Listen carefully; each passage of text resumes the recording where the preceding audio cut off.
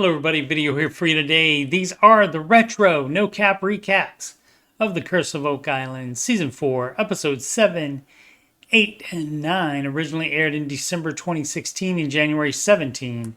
If you missed my recaps of previous episodes, there's a link in the upper right. Also of future episodes. Let's get into it. Previously on The Curse of Oak Island, people have been looking for an incredible treasure for 228 years.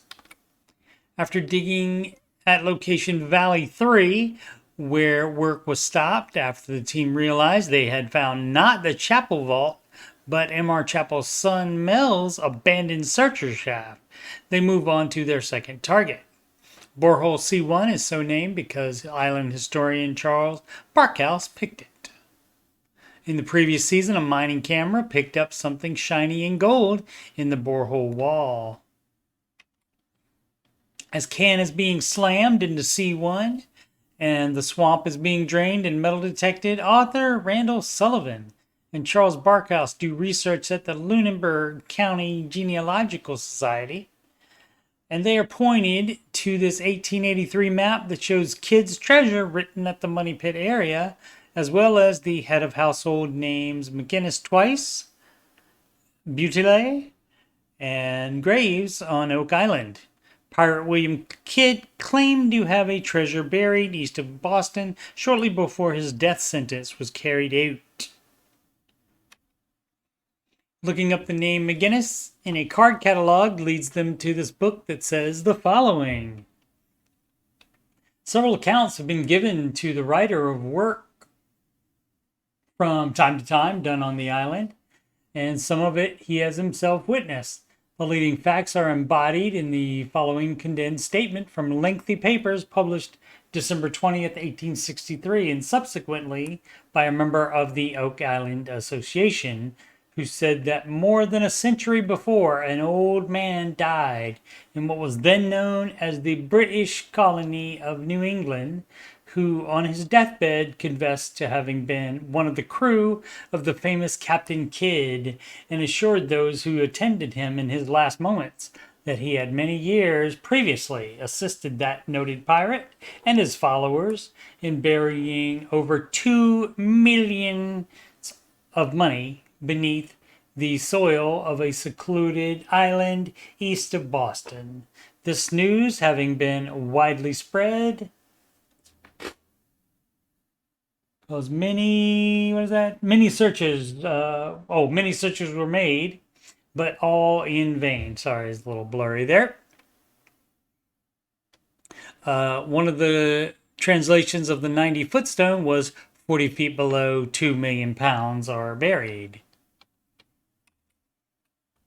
The swamp is drained. Marty excavates it, but Jack gets nothing except ghost signals on his metal detector, possibly because it's deeper than his equipment can detect.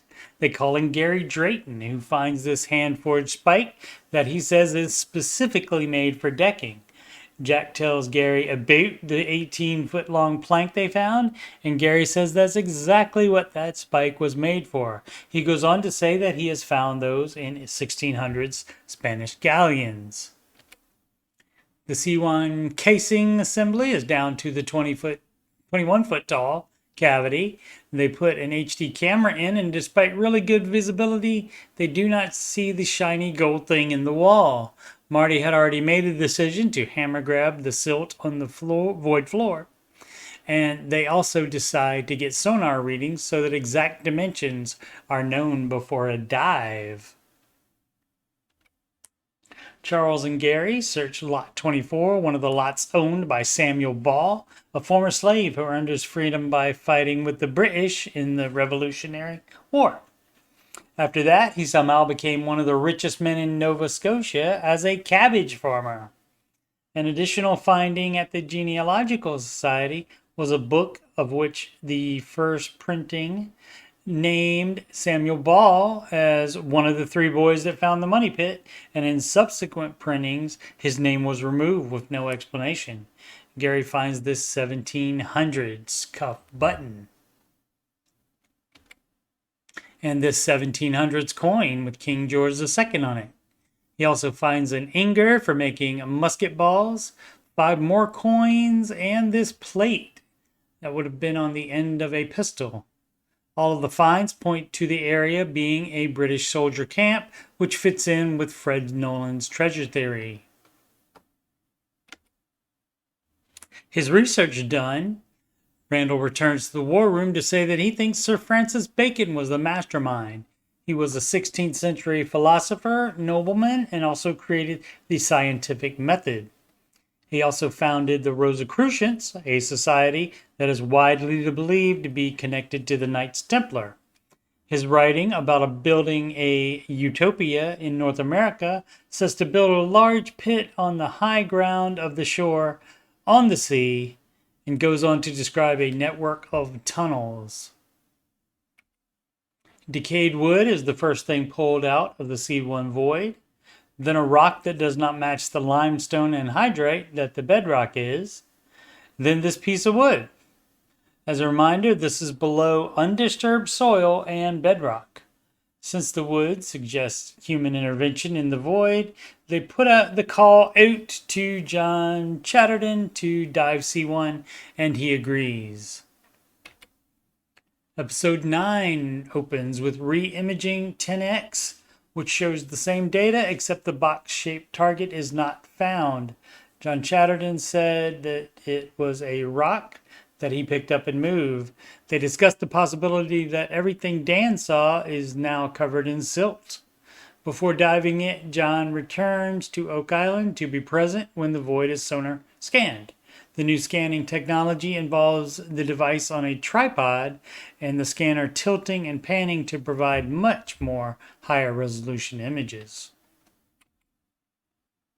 Once the data is compiled and merged, we see this image. The orange circles are the hole that was drilled by the Laguna team, and the blue part appears to be a tunnel coming out of it. And the expert thinks that it goes on further than is shown. The initial cavern appears to be about 10 by 10 feet. The next morning, John is lowered down into the cavern without incident and says, as you can see, the walls are like cut rock. Once John gets to the bottom, the silt on everything causes visibility to be close to zero, so he goes by feel. He confirms that there is a tunnel. It's Mike Huntley's turn to dive, and he's going to metal detect. The episode ends with Mike on the bottom and his metal detector continuously going off. While waiting for the season 11 premiere of The Curse of Oak Island on November 7th, I'll continue recapping seasons 1 through 8, most likely multiple episodes per video.